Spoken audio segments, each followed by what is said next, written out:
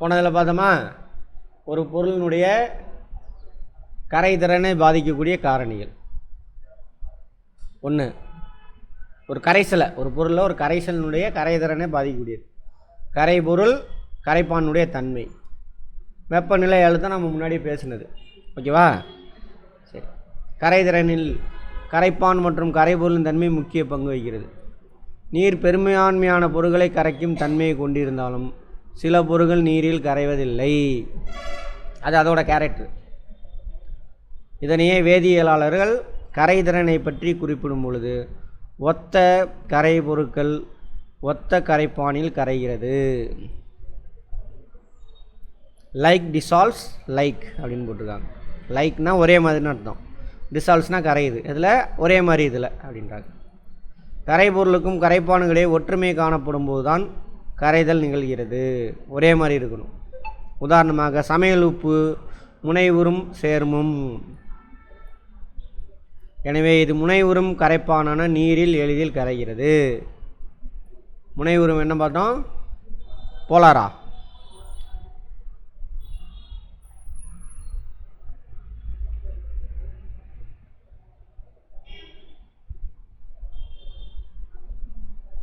Polar. ஓகேவா? Polar. Polar solvent dissolves in polar solids dissolves in polar solvent. முனைவுற்ற சேர்மம். சரிங்களா? முனைவுறும் சேர்மம், முனைவுற்ற சேர்மம். முனைவுற்ற சேர்மத்தில் கலக்கும். ஓகேவா? கரையும், அப்படி வச்சுக்கோங்க. அதுபோல முனைவுறா சேர்மங்கள் முனைவுறா கரைப்பானில் ஈத்தரில் கரைக்கப்பட்ட கொழுப்பு. முனைவுறா சேர்மங்கள் முனைவுறும் கரைப்பானில் கரைவதில்லை, முனைவுறில் கரைக்காது. முனைவுறு சேர்மங்கள் முனைவுறா கரைப்பானில் சேராது. ஸ்டேட்மெண்ட்டில் கேட்கலாம். அடுத்து வெப்பநிலை. திரவத்தில் திண்மங்களின் கரைநிலை.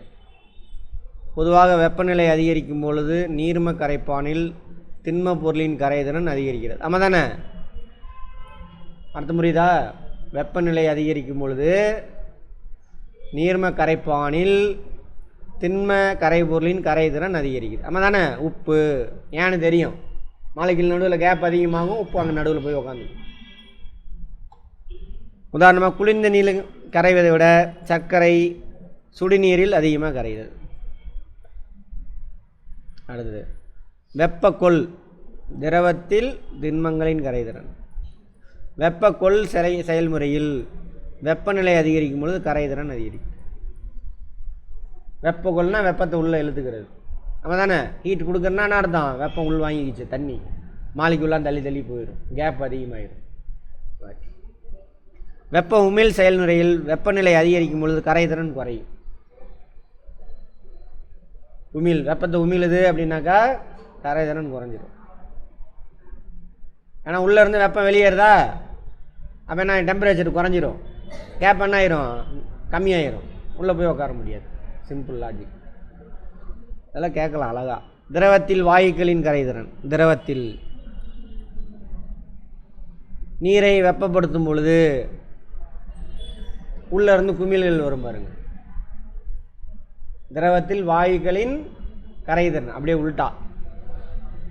திரவத்தில் வெப்பநிலை அதிகரிக்கும் பொழுது மாலிகுலான வேகமாக வைப்ரேட் ஆகும்ல, அப்போ நடுவில் ஒழிஞ்சிக்கிட்டு இருக்க கேஸு டென்சிட்டி கம்மி, அவனால் இருக்க முடியாது. இவங்க வந்து மோதுறதுல டங்குன்னு தெரித்து வெளியில் ஓடி வந்துடும். அதனால தான் முட்டை பாத்திரம் தண்ணி வச்சு சூடு பண்ணுங்க, முட்டையாக வருதில்ல, உள்ள டெம்பரேச்சர் அதிகமாகுது, H2O மாலிகுலுடைய வைப்ரேஷன் அதிகமாகுது, அதனால தான் டெம்பரேச்சர் அதிகமாகும். தலையில் சொல்லிட்டேன். வைப்ரேஷன் அதிகமாகிறத அளவிடுறது தான் இந்த டெம்பரேச்சர். ஹீட்டு கிடைக்கிது, மாலிகுலாம் வேகமாக அதிருது, அதனால தான் டெம்பரேச்சர் இன்க்ரீஸ் ஆகுது. இப்போ வேகமாக அதிரும் பொழுது நடுவில் சின்ன பசங்க இருக்கானுங்க, யார்? கேஸு டென்சிட்டி கம்மி, அவங்களோட சின்ன மாலிகுல், அவங்களால நிற்க முடியாது, வெளியில் ஓடி வந்துடுவாங்க. அதனால தான் எப்பயுமே எப்போ பார்த்தாலும் நல்லா இருக்கும் பொழுது தண்ணியை சூடு பண்ணி குடிக்கக்கூடாது.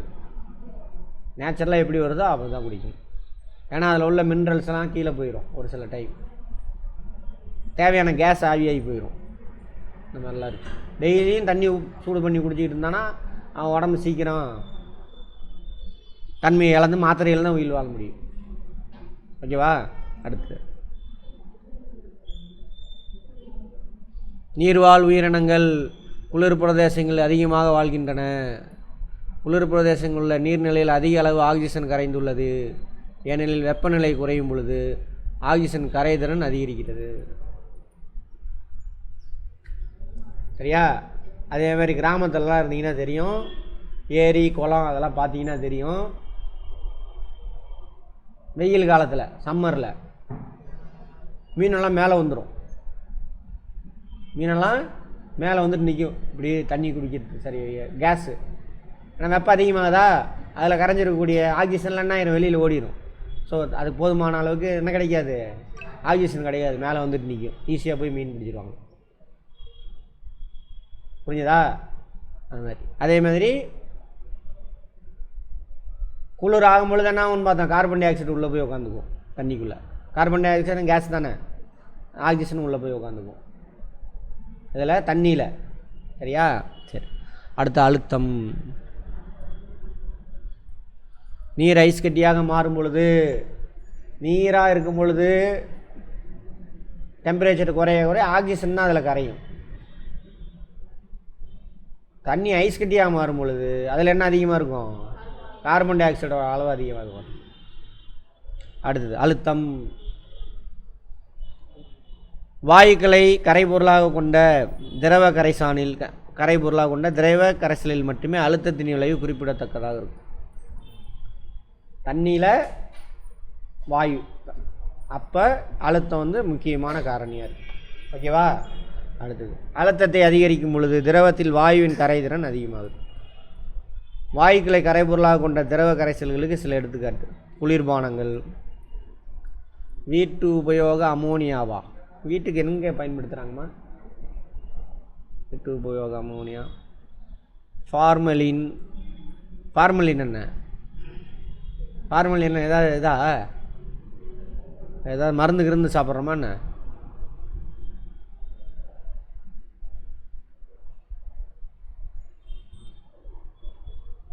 க்ளீனர்ஸா? சாஃப்ட் ட்ரிங்க்ஸு, அப்புறம் க்ளீனர்ஸ் ஃபார்மலின், அப்புறம் அந்த இதெல்லாம் அமோனியா, ஃபார்மலின், அக்வஸ், இதெல்லாம் வந்து அந்த க்ளீனிங் ஏஜெண்ட்டு. அமோனியா இதெல்லாம். ஹென்ரிஸ் லா என்ன சொல்கிறார்? ஹென்றி,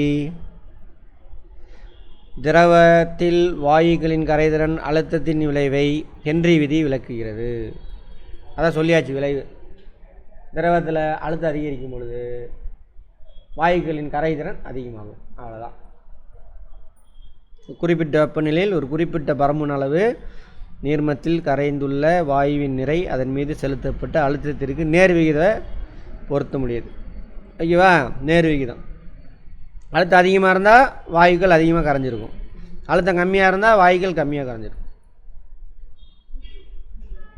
சோடா, கூல்ட்ரிங்க்ஸ் உள்ள அழுத்தம் அதிகமாக இருக்குது, நிறையா கேஸ் கரைஞ்சிருக்கும்.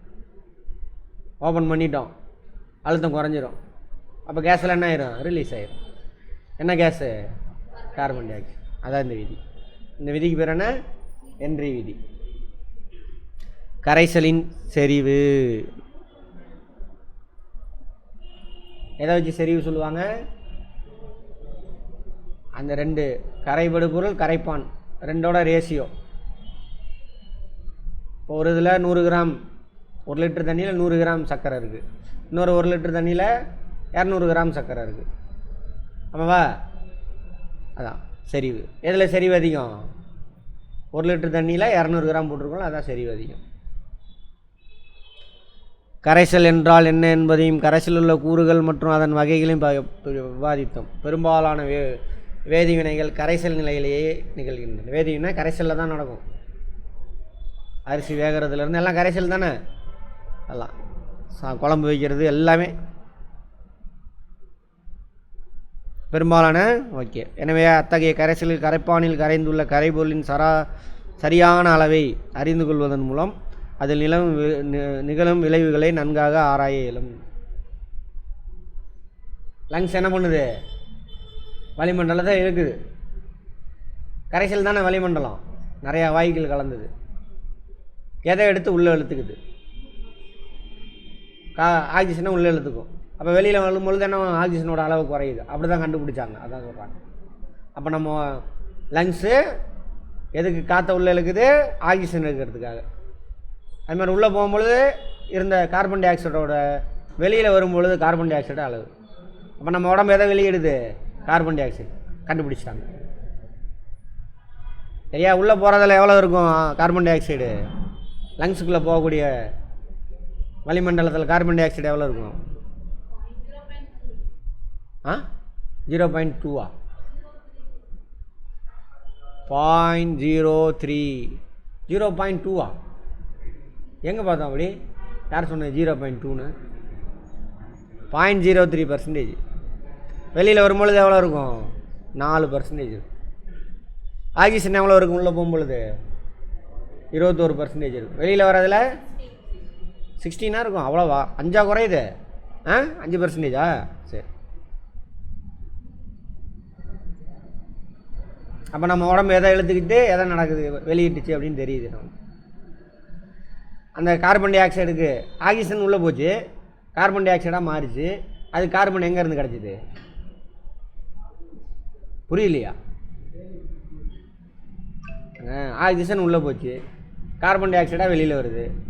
ஆக்சிஜன் கூட சேர்ந்துச்சுல கார்பனு, அது எங்கேருந்து வந்துச்சு? கார்போஹைட்ரேட்லேருந்து.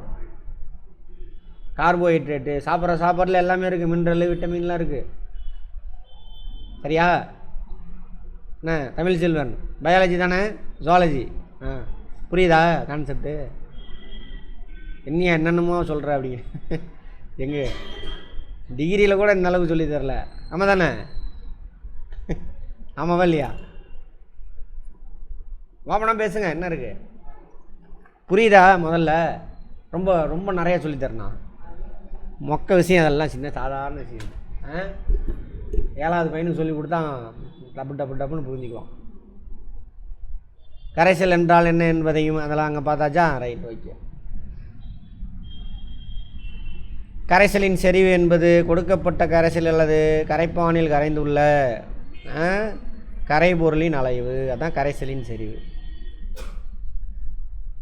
சரியா? இப்போ கூட எல்பிஜி கேஸ் என்னது? கரைசல் தானே. மருந்து குடிக்கிறோம்ல, எல்லாம் கரைசல் தான்.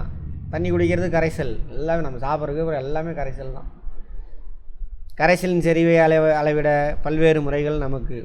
நாம் இங்கு நிறை சதவீதம், கன அளவு வீதம் ஆகியவற்றை பயன்படுத்துகிறோம். நோட் பண்ணிக்க. கரைசலின் செறிவை கண்டுபிடிக்க பயன்படுத்துறது. எல்லா மருந்து டப்பாவிலையும் போட்டிருப்பான், மாத்திரைலையும் போட்டிருப்பான். இதில் எது எத்தனை % கலந்துருக்குன்னு போட்டிருப்பான். ஓகேவா? நிறை சதவீதம். நிறைனா என்னது? நிறையோட அலகு என்னது? Kilogram, gram.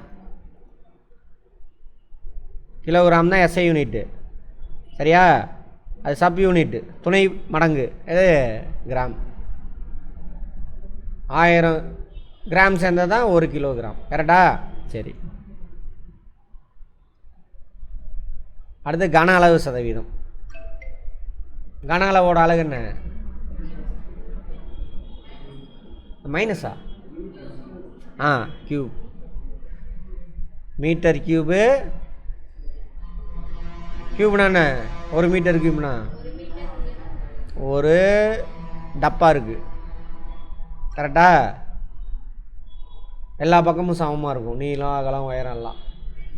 ஒவ்வொரு பக்கமும் 3 டைமென்ஷன் இது. கரெக்டா? நீளம் அகலம் உயரம் ஒவ்வொன்றும் 1 மீட்டர் இருக்கணும். அதான் என்னது? 1 மீட்டர் கியூப். இதோட துணை பன்மடங்கு என்னது? மீட்டரோட துணை பன்மடங்கு என்னது? சென்டிமீட்டர். அடுத்து கெமிஸ்ட்ரி ஃபிசிக்ஸ் பார்ப்போம். ஃபிசிக்ஸ் யாருன்னு அட்டன் பண்ணலையாங்க? அதவன் இன்னும் பண்ணலையா?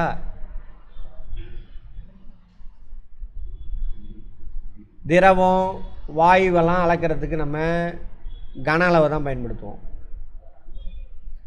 திடப்பொருளை தான் நம்ம அளக்கிறதுக்கு நிறை பயன்படுத்துவோம். ஓகேவா? அது மாதிரி ஏதாவது ஒரு எக்ஸாம்பிள் சொல்லுங்கள். வீட்டில் திரவம் அளக்கிறதுக்கு கன அளவு பயன்படுத்துகிறோம். இது லிட்டர் பால், லிட்டருங்கிறது 1 லிட்டர்னா எவ்வளோ தெரியுமா? 1000 மில்லி லிட்டர். 1 மில்லி லிட்டர்னா எவ்வளோ தெரியுமா? 1 சென்டிமீட்டர் கியூப். 1 சென்டிமீட்டர். இதேமாதிரி டப்பா, பட் அதோட நீளம், உயரம், அகலம்லாம் இருக்குல்ல, அது 1 சென்டிமீட்டர் இருக்கும். அது மாதிரி ஒரு டப்பா. இதுக்கு பேர் தான் 1 மில்லி லிட்டர். 1 ml. மில்லினா 1000ல் 1ன்னு அர்த்தம். 1000ல் 1. 10 to the power -3. எப்படி எழுதலாம்? 1/1000. இதுதான் மில்லி. லிட்டர் தானே சொல்கிறோம். 1 லிட்டர் எடுத்து 1000 சமபங்கா போட்டு 1 பங்கு, அதான் 1 மில்லி லிட்டர். அப்போ 1 லிட்ரு 1000 மில்லி லிட்டர் சேர்த்திங்கன்னா 1 லிட்டர் கிடைக்கும். ஓகேவா? இது வந்து என்னது? கன அளவு. ஓகேவா? அப்போ 1 மில்லி லிட்டர்னா எவ்வளவு? இங்கே பாருங்கள், 1 சென்டிமீட்ரு நீளம், 1 சென்டிமீட்ரு அகலம், 1 சென்டிமீட்ரு உயரம். அது மாதிரி ஒரு டப்பா எடுத்து அந்த டப்பாவில் ஒரு டப்பா மோந்திங்க அப்படின்னாக்கா அதான் 1 மில்லி லிட்டர். இது என்னது? கன அளவு. அதான் கன அளவு சதவீதம். Volume percentage. Volume percentage. இது வந்துட்டு நிறை சதவீதம். எத்தனை கிராம் கலந்துருக்கு, சரியா? அந்த மாதிரி சொல்லுவாங்க. நிறை சதவீதம்.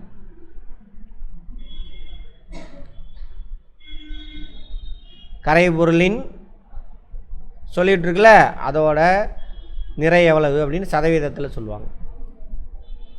அது நிறை சதவீதத்துக்கான ஃபார்முலா. கரைபொருளின் நிறை டிவைடட் பை கரைசலின் நிறை இன்ட்டு 100 போடணும். கரைபொருள் எது பெருசாக இருக்கோ அதை கீழே எழுதிடணும், சின்னதாக இருக்கிறத மேலே எழுதணும். இன்ட்டு 100. சின்னதாக மீன்ஸ் கம்மியாக இருக்கிறது. உதாரணமாக 5% சர்க்கரை கரைசல் என்பது 5%. சதவீதம் எல்லாத்துக்கும் தெரியும்ல, 5%. சதவீதம்னா எவ்வளவு? 100. இப்போ 100 கிராம் தண்ணி இருக்குது, சர்க்கரை கரைசல் இருக்குதுன்னு வச்சுக்கோங்க. அதில் 95 கிராம் யார் இருப்பாங்க? நீர். 5 கிராம் யார் இருப்பாங்க? சர்க்கரை. அதான் அர்த்தம். அங்கே போட்டு பாருங்க. 5 கிராம் சர்க்கரையை 95 கிராம் நீரில்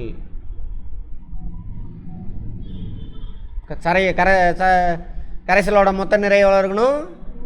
100 கிராம் இருக்கும். அவ்வளோதான். வழக்கமான நிறை சதவீதம் என்பது W/W என குறிக்கப்படுகிறது. டபிள்யூனா வெயிட்டா? வெயிட் பை வெயிட்டா? வெயிட். நிறையையும் எடையும் நம்ம மாற்றி மாற்றி தப்பு யூஸ் பண்ணிக்கிறோம். அதனால் வெயிட்டே வச்சுக்கிட்டாங்க. பார்ப்போம் இங்கிலீஷில் என்ன வார்த்தை யூஸ் பண்ணுறான்னு.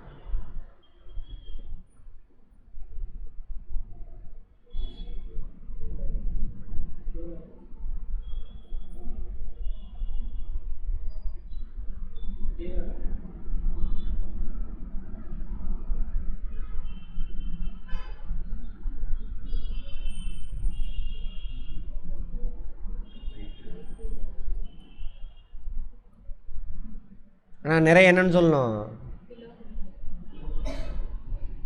மாஸ் பை மாஸ் தான் சொல்லணும். நிறையனா மாசு. அது அப்பயே தப்பாக யூஸ் பண்ணிட்டான், அப்படியே பயன்படுத்தணும். வெயிட்னா வேறு, மாஸ் கூட இன்னொன்று சேர்த்தணும், அதான் வெயிட்டு. சரியா? பார்ப்போம், ஃபிசிக்ஸில் பார்ப்போம்.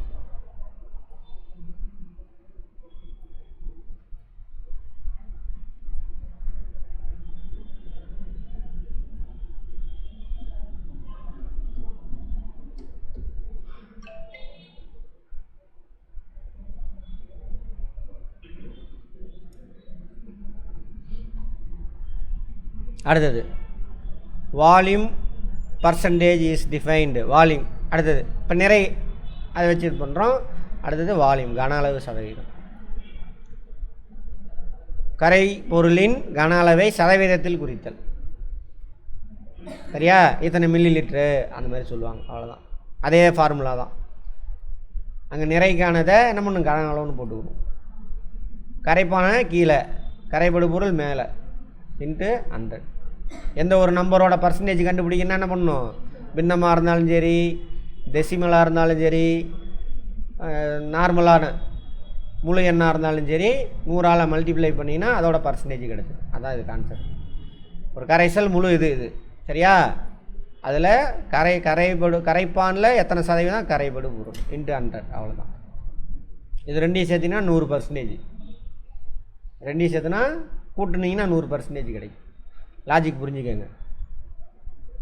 10% கன அளவு எத்தனால் நீர் கரைசல், 10 மில்லி எத்தனால் லை 90 மில்லி, அதே தான் 10%. 90 10 மில்லி லிட்டர் 90 மில்லி லிட்டர், ரெண்டையும் கலந்தோம்னா 100 மில்லி லிட்டர். எத்தனாலோட பர்சன்டேஜ் எவ்வளவு? 10 millilitre. Volume by volume, கன அளவு பை கன அளவு. ரெண்டுமே என்னது? நீரா? நீர் ஒன்று நீர் ஒன்று வாயு.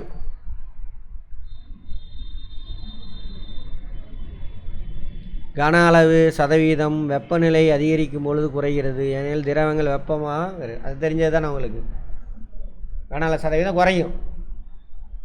அட்மாஸ்பியர் பார்த்தோம்ல, ரிலேட்டிவ் ஹியூமிடிட்டி, வளிமண்டலத்தோட வெப்பநிலை உயரும் பொழுது ரிலேட்டிவ் ஹியூமிடிட்டி குறையும். வெப்பநிலை குறையும் பொழுதுன்ட்டானா, அதிகரிக்கும் பொழுது, வளிமண்டல வெப்பநிலை அதிகரிக்கும் பொழுது ரிலேட்டிவ் ஹியூமிடிட்டி குறையும். வளிமண்டல வெப்பநிலை குறையும் பொழுது ரிலேட்டிவ் ஹியூமிடிட்டி அதிகரிக்கும். சிரப்பு, மவுத் வாஷு, ஆன்டிசெப்டிக் எல்லாத்துலேயும் இந்த மாதிரி யூஸ் பண்ணியிருப்பாங்க.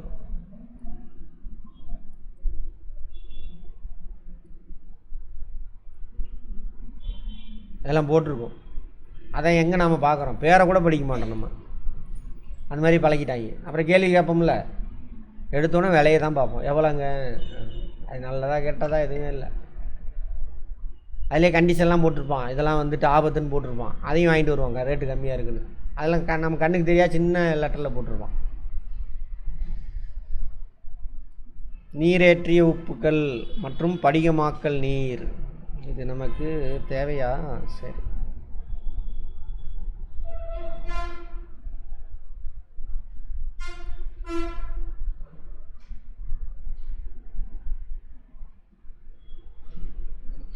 அயனிச் சேர்மங்களை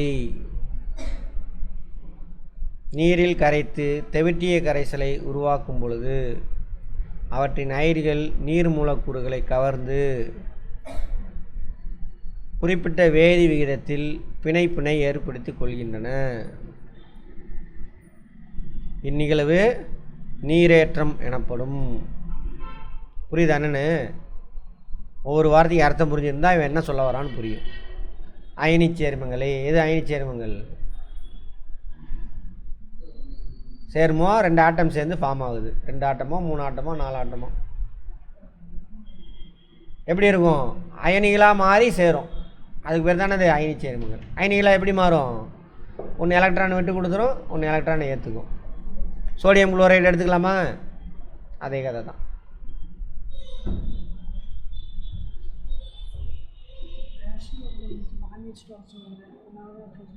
அடுத்தது என்ன சொல்கிறாங்க? நீரில் கரைந்து, உப்பு எடுத்துக்காங்க, தண்ணியில் கரைங்க. சோடியம் குளோரைடு எப்படி அயனி சேர்மம்? சோடியம் மெட்டல் சரியா, குளோரின் நான் மெட்டல், ரெண்டும் அயனி சேர்மமாக ஃபார்ம் ஆகும். அதை தண்ணியில் கரைங்க.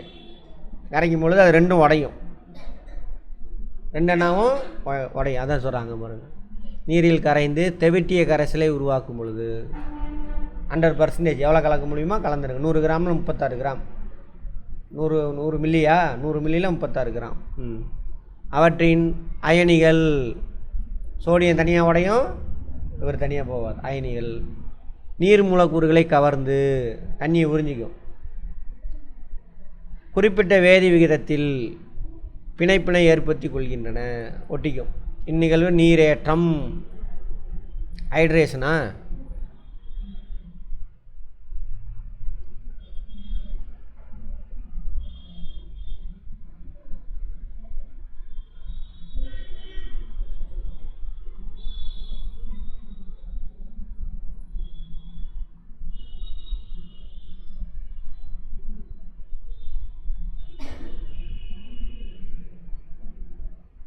ஹைட்ரேட்டட் சால்ட்,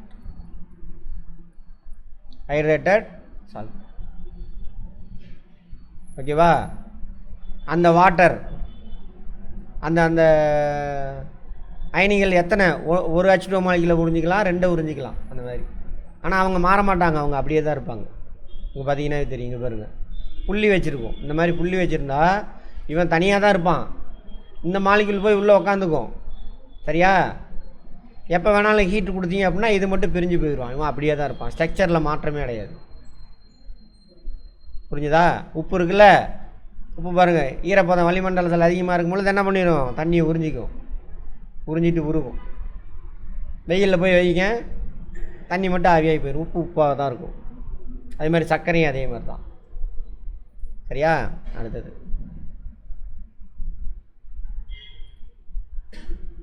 நீரேற்றிய உப்பு. அதுக்குள்ளே எத்தனை H2O மாலிகுல்கள் இருக்கோ அதுக்கு பேர் தானே கிறிஸ்டலின் வாட்டர், படிகமாக்கல் நீர். இப்படிக உப்புகளை வெப்பப்படுத்தும் பொழுது அவை படிகமாக்கல் நீரை இழந்து படிக உருவற்றதாக மாறுகின்றன. படிக உருவற்றதாக மாறிடும். கரைஞ்சிருக்கும், ஆவியாகி போயிடுச்சு, திரும்ப கல்லாக மாறாது. அந்த மாதிரி சொல்கிறாங்க.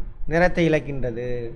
இதை வச்சு சொல்கிறான். இங்கே ஏதோ இந்த மாதிரி வச்சுருக்காங்க, நிறத்தை இழந்து இந்த மாதிரி மாறிடுச்சு. தண்ணி இழந்ததுனால நிறத்தை இழந்துடுச்சு. சரி, இதை பாருங்கள். நீல விட்ரியால் மயில் துத்தம் அப்படிம்பாங்க. அதோட சயின்டிஃபிக் நேமு காப்பர் சல்ஃபேட் பெண்டாஹைட்ரேட். பெண்டா 5, பெண்டானா 5ன்னு அர்த்தம். எப்சம் உப்பு, எப்சம் பார்த்தோம்ல, எப்சம் ஜிப்சம்லாம். மெக்னீசியம் சல்ஃபேட்டு, இது கால்சியம் சல்ஃபேட். எப்சம் வந்துட்டு மெக்னீசியம் சல்ஃபேட், இது கால்சியம் சல்ஃபேட். ஓகேவா? ஹெப்டானா 7 தண்ணி அதுக்குள்ளே ஒழிஞ்சிட்ருக்கும், இதில் 2 தண்ணி ஒழிஞ்சிட்ருக்கும். பச்சை விட்ரியல் இரும்பு சல்ஃபேட். பாருங்கள், எல்லாம் சல்ஃபர், எல்லாமே சல்ஃபர் தான். சல்ஃபேட்டோட இது தான் வேறு. இதில் காப்பர் இருக்காங்க, மெக்னீசியம் இதில் இருக்கார், இதில் கால்சியம், அடுத்து இதில் ஃபெரஸ், அடுத்ததில் ஜிங்க். ஜிங்குக்கு பேர் வெள்ளை விட்ரியல், ஜிங்க் சல்ஃபேட். 3 இதில் எது ஹெப்டா. ஹெப்டா தானே, ஹெப்டானா 7, பெண்டானா 5, டைனா 2. அவ்வளோதான், கம்பேர் பண்ணி வச்சுக்கோங்க. இதெல்லாம் நம்ம பொதுமக்கள் பேசுகிற பெயர், பொது பெயர். இது அந்த chemical name. Copper sulphate pentahydrate, அதுக்கு பொது பெயர் என்ன, நீல விட்ரி அல்லது மயில் சுத்தம். 5 இருக்கும், 5 தண்ணி இருக்கும். Copper sulphate.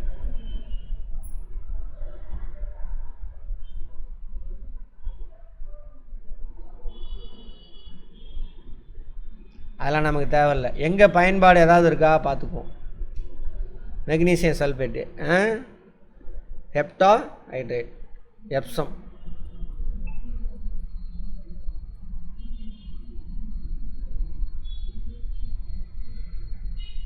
திரும்ப தண்ணி ஊற்றிங்கன்னா உறிஞ்சிக்கும். ஈரம் உறிஞ்சிதல் அதெல்லாம்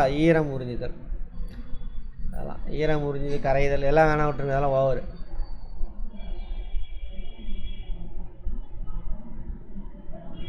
முடிஞ்சு பாடம். Chemistry over. நீரில் கரைக்கப்பட்ட உப்பு கரைசல் என்பது டேஸ் கலவை. இருமடி கரைசல் உள்ள கூறுகளின் எண்ணிக்கை. அந்த வார்த்தையிலே இருமடி கரைசல் இருக்குது. கீழ்கண்ட எது, அதை சொல்கிறதுக்கு இவ்வளோ நேரம் யோசிக்கிறீங்க பாருங்கள். எது சர்வ கரைப்பான் எனப்படுகிறது? குறிப்பிட்ட வெப்பநிலையில் குறிப்பிட்ட அளவு கரைப்பானில் மேலும் கரைபொருளை கரைக்க முடியாத கரைசல் தெவிட்டிய கரைசல்.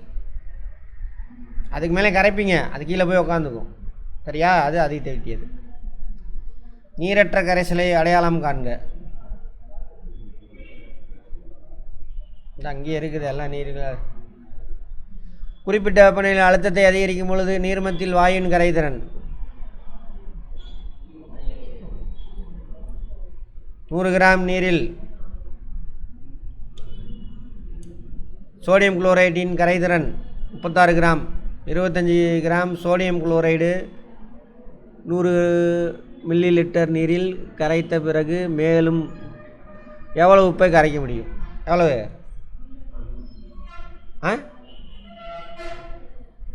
என்னங்க எவ்வளோ நேரம் பண்ணுறீங்க? 11 அவ்வளோதான். அதோ கரை திறன் 36 கிராம் சொல்லிட்டான். 15 25 கரைச்சிட்டீங்க. இன்னும் எவ்வளோ கரைக்கலாம்? 11. 25% ஆல்கஹால் கரைசல் என்பது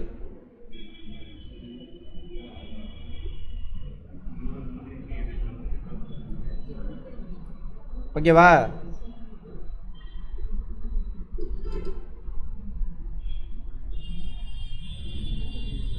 நீர் மீது அதிக நாட்டம் இருந்தால் தான் உறிஞ்ச முடியும்.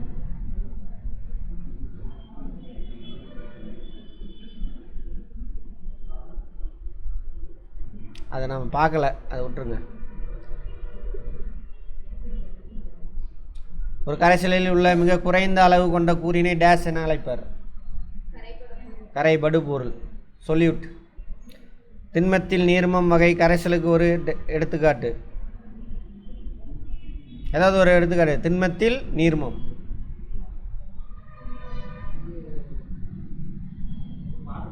பாதரச, ஏதோ ஒரு உலகத்தில் பாதரசத்தை கலக்கிறது. ஓகேவா? அது சொல்லலாம். திண்மத்தில் நீர்மம், ஆமாம், அதான் சொல்ல முடியும். கரைதிறன் என்பது டேஷ் கிராம் கரைப்பானில் கரைபடும் கரைபொருளின் அளவு ஆகும். 100 கிராம். முனைவுறும் சேர்மங்கள் டேஷ் கரைப்பானில் கரைகிறது. முனைவுறும் கரைப்பானில் போலாரில் கரையும். வெப்பநிலை அதிகரிக்கும் பொழுது கன அளவு சதவீதம் குறைகிறது. ஏனெனில் கன அளவு சதவீதம் V/V. வெப்பநிலை அதிகரிக்கும் பொழுது, ஆனால் இதோட அளவு அதிகமாயிரும். அதோட அளவு அவ்வளோவா தான் இருக்கும். நீரோட அளவு என்ன ஆகும்? அதிகமாகும். நீலவிற்றியல், ஜிப்சம்,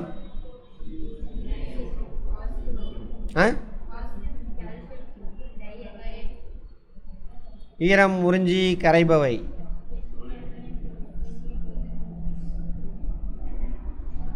ஈரம் உறிஞ்சி, இது மட்டும் நான் பார்க்கல, நான் வேணான்னு விட்டுட்டேன். இருமடி கரைசல் என்பது 3 கூறுகளை கொண்டது.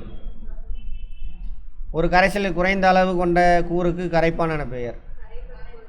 கரைபடு பொருள். சோடியம் குளோரைடு நீரில் கரைந்து உருவாகும் கரைசல் நீரற்ற கரைசல். தப்பு. பச்சை விற்றியல் மூலக்கூறு வாய்ப்பாடு. சரியா? அயன் வருமா?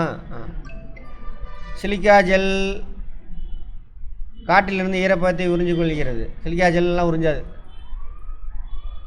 அவ்வளோதான். நாளைக்கு ஃபிசிக்ஸ்.